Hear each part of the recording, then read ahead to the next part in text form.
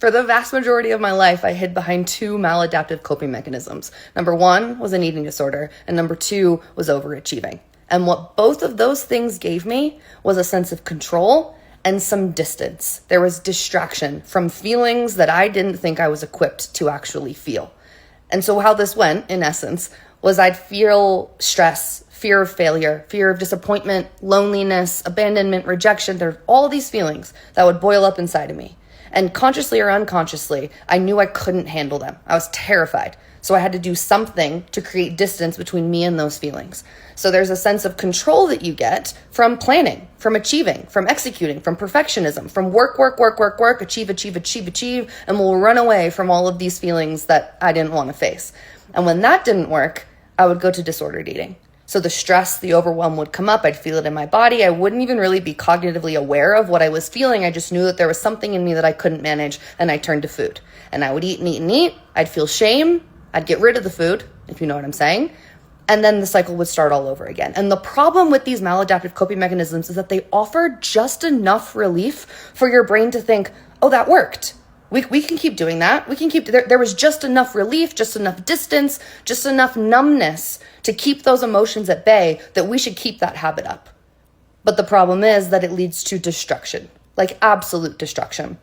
I was constantly thinking about food. I was constantly thinking about what I needed to do, how productive I was or wasn't being.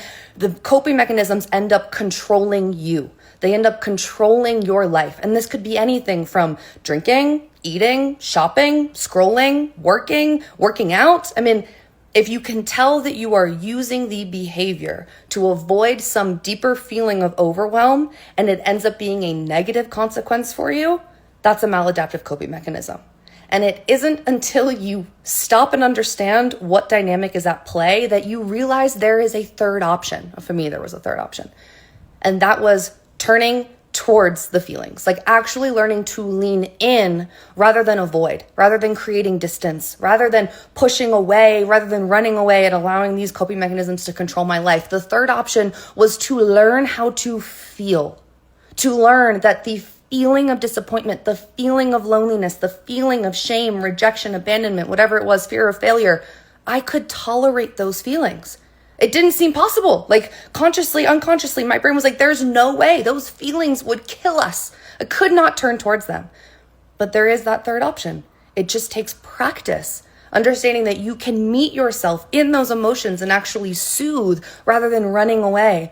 There's an authenticity that comes about when you aren't constantly trying to avoid your feelings, trying to avoid what you're going through, trying to regulate your emotions. When you actually turn towards yourself, you meet yourself on an entirely different level. The relationship, the trust, the love that you build with yourself when you stop allowing these coping mechanisms to control you, it's out of this world. And it takes, number one, the awareness of what's going on.